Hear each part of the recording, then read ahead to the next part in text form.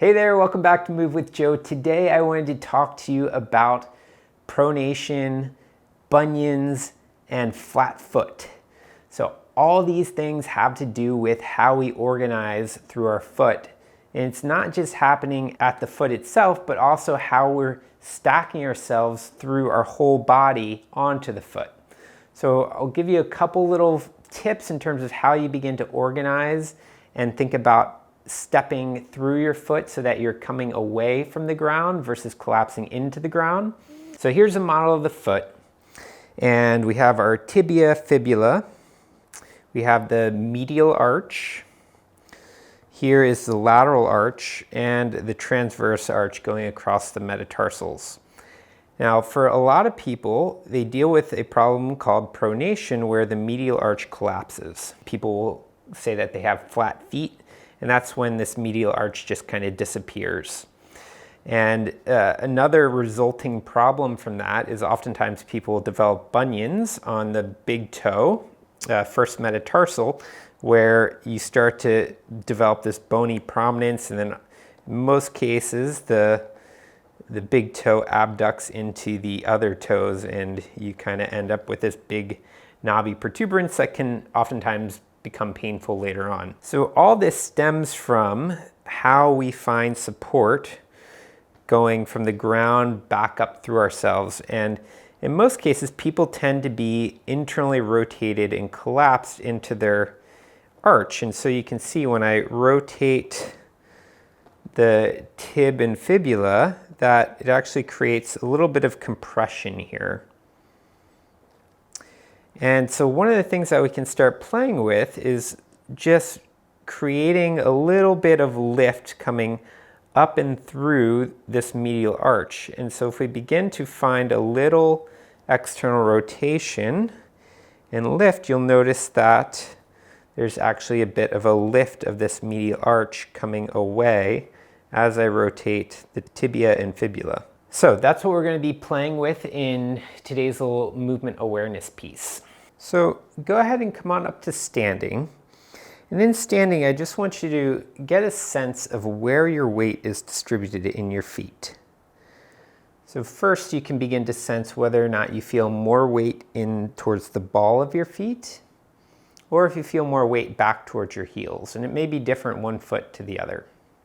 But just get a sense of front to back where the weight is.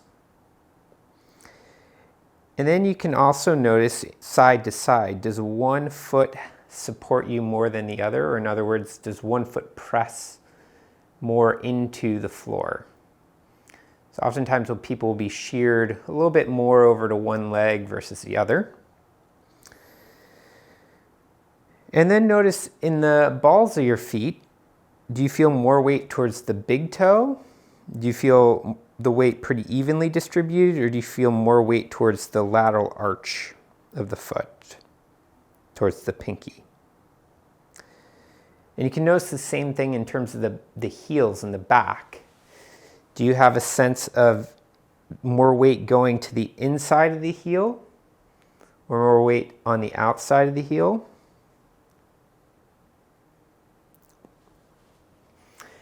And so if you are dealing with pronation or collapsed flat medial arch or big bunions where you're falling into your big toes here, one of the things that you can start playing around with is finding a little bit of external rotation through the tibia and fibula. And so if I think about this spiraling motion that we had with the skeleton here, where I slowly begin to externally rotate through the leg, I start creating that little bit of a lift through the medial arch. So we can start playing with that here and slowly beginning to create that lift up and through the legs, creating a little lift. So you can think about rotating through the femurs all the way through the hips and starting to just create a little bit of that lift. And so you might begin to feel some of your deep external rotators in your glutes start to fire in the back.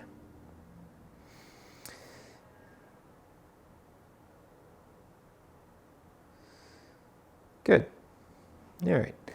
Now, if you were to take a step forward, just notice which leg is more available to come forward, and just take a little half step forward.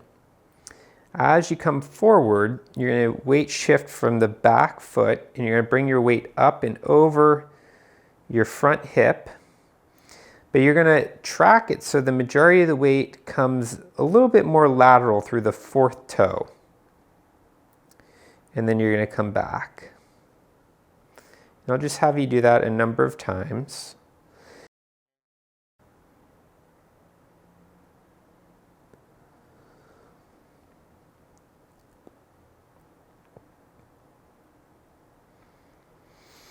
Good. And then to contrast that, go ahead and come forward but step towards your big toe.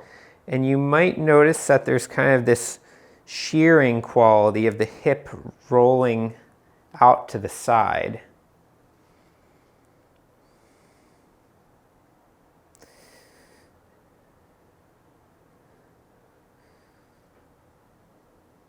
So you can compare that and then go back to bringing the weight out towards the fourth toe and back.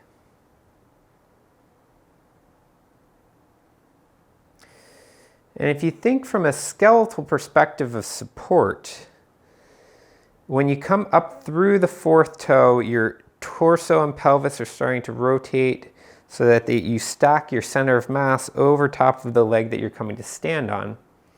And from here, I have a lot more stability to then be able to shift my weight onto this leg and be able to take another step forward through the left leg. By developing this structural support and the organization, it's going to start to create a way of moving where you're actually lifting away from the ground versus collapsing into the ground. And so you can play around with that sense of as you take a step forward and you weight the big toe, there's this shearing that happens across the hip. You have internal rotation, collapse. You'll oftentimes see a person's knee shearing inward and collapsing. And you'll see shearing across the foot and collapse into the first metatarsal. And that's where people oftentimes will start to develop bunions. Whereas, if you start to find the organization as you touch down to the ground, you're continuously coming up and through the hip and lifting through, finding that organization through the lateral arch, it's a very different sensation, and you're not going to get the same shearing forces across the hip, the knee, and the foot. So please play around with that. I would highly recommend just starting to play around with this in a single stance so that you're not walking. Walking is super complicated, and oftentimes you try and just bring this straight into walking. You'll start walking kind of Frankenstein, and that's not great either. So just begin to start in place, one foot slightly in front of the other, trying to find this quality of, as your weight shifting, coming up and away from the ground through the hip, summoning the hip in a way that you're not shearing across the joint and collapsing into your big toe. So I hope you found that useful. If you know anybody that's dealing with any type of bunions or medial flat foot, medial pronation, please share the video with them. Let's get people better organized in their walking and their running. And if you have any questions or want to follow up with me, feel free to leave a comment in the box below, and we'll see you next time.